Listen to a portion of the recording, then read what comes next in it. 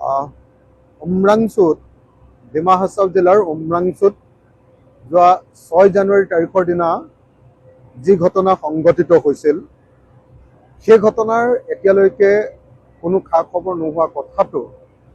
অসমৰ ৰাজনৈতিক ইতিহাসৰ এটা অত্যন্ত পৰিতাপৰ বিষয়। যোৱা 6 জানুৱাৰী তাৰিখৰ দিনা উমৰাংচুত অবৈধ কয়লা খনিত এটা দুৰ্ঘটনা সংঘটিত হৈ অতি কমেও 15 জন, বহুতে কোৱা মতে 50-60 জন শ্ৰমিকক তাতে সন্ধান নাইকিয়া হৈছিল, গাঁতত সোমাই গৈছিল আৰু অবৈধ কয়লা খননৰ সেই গাঁতত পানী সোমাই যোৱাৰ কাৰণে তাত থকা শ্ৰমিকসকলৰ মৃত্যু হোৱা বুলি তেতিয়া হাহাকাৰ লাগিছিল। সেই সময়ত আমি দেখিছিলোঁ যে ৰাজ্য চৰকাৰে বিভিন্ন ধৰণৰ সংস্থাক মাতি আনি উদ্ধাৰ কাৰ্য আৰম্ভ কৰিছিল আৰু উদ্ধাৰ কাৰ্যত কেৱল 4 জন শ্ৰমিকে উদ্ধাৰ কৰা হৈছিল, অথচ ন্যূনতম 15 জন শ্ৰমিক তাত আছিলে বুলি সেই সময়ত সম্পূৰ্ণৰূপে চৰ্চা হৈছিল আৰু তাৰ সেই শ্ৰমিকসকলৰ ঠিকনাও প্ৰকাশ পাইছিল। যোৱা এমাহ ধৰি সেই শ্ৰমিকসকলক উদ্ধাৰ কৰিবৰ কাৰণে কোনো ব্যৱস্থা লোৱা নাই। সেই শ্ৰমিকসকলক উদ্ধাৰ কৰি ঘৰৰ পৰিয়ালক জীৱিত বা মৃত অৱস্থাত চমজাই দিবৰ কাৰণে কোনো ব্যৱস্থা গ্ৰহণ কৰা হোৱা নাই। আৰু এইটো হ'ল এই সময়ৰ হিমন্ত বিশ্ব শৰ্মা চৰকাৰৰ দিনৰ, আৰু কেৱল চাগে হিমন্ত বিশ্ব শৰ্মা চৰকাৰৰ দিনৰ নহয়, সমগ্ৰ অসমৰ স্বাধীনতাৰ পাছৰ যিমান শাসন আহিলে সমস্ত শাসনৰ আটাইতকৈ অন্ধকাৰময়, আটাইতকৈ 2 নম্বৰী এটা ঘটনা, য'ত 15 জন বা ততোধিক শ্ৰমিকে এনেকৈ অবৈধ কয়লা খননত মৃত্যুবৰণ কৰিবলগীয়া হৈছে। মই এই মুহূৰ্তত ৰাইজৰ দলৰ সভাপতি হিচাপে অবৈধ কয়লা খননৰ এই শ্ৰমিকসকলক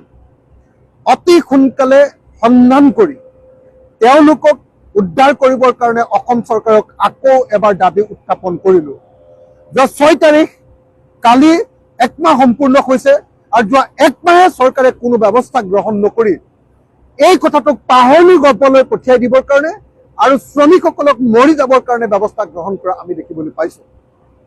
আনহাতে আমি দেখিবলৈ পাইছোঁ যে এই সময়ত বিৰোধী পক্ষইও,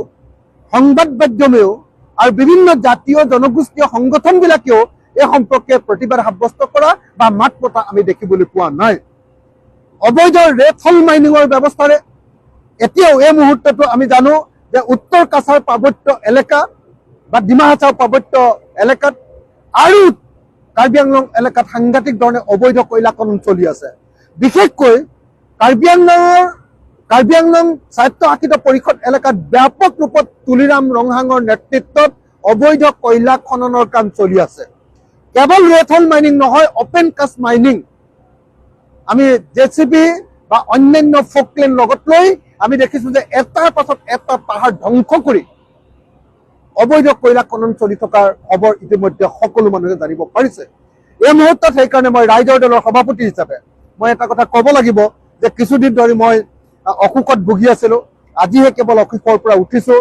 আৰু সেইকাৰণে যোৱা 15 দিনমান ধৰি মই কোনো সামাজিক কামত ব্যস্ত থাকিব পৰা নাছিলোঁ, অসুখৰ কাৰণে, শাৰীৰিক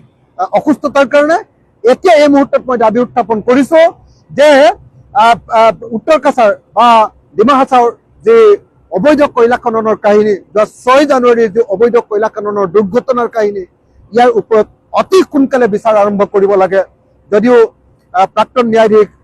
অনিমা হাজৰিকাক লৈ এখন কমিটি কৰা হৈছে, কিন্তু সেই কমিটিৰ কাৰ্যকলাপ সম্পৰ্কেও আমি একো জানিব পৰা নাই। এই মুহূৰ্তত চৰকাৰক শ্ৰমিকসকলক উদ্ধাৰ কৰাৰ ব্যৱস্থা কৰিবৰ কাৰণে নম্বৰ 1 আৰু নম্বৰ 2 অবৈধ কয়লা খনন সম্পূৰ্ণৰূপে বন্ধ কৰিবৰ কাৰণে উত্তৰ কাছাৰ বা কাৰ্বি আংলং আৰু অসমৰ বিভিন্ন ঠাইত চলি থকা অবৈধ কয়লা খনন বন্ধ কৰিবৰ কাৰণে আৰু তুলিৰাম ৰংহাং, উত্তৰ কাছাৰ কি কয় কাৰ্বি আংলং স্বায়ত্তশাসিত পৰিষদৰ CM তুলিৰাম ৰংহাং আৰু উত্তৰ কাছাৰ স্বায়ত্তশাসিত পৰিষদৰ CM দুজনকে অতি সোনকালে গ্ৰেপ্তাৰ কৰিবৰ কাৰণে আৰু তদন্তৰ ব্যৱস্থা গ্ৰহণ কৰিবৰ কাৰণে আমি ৰাইজৰ দলৰ সভাপতি হিচাপে দাবী উত্থাপন কৰিছোঁ।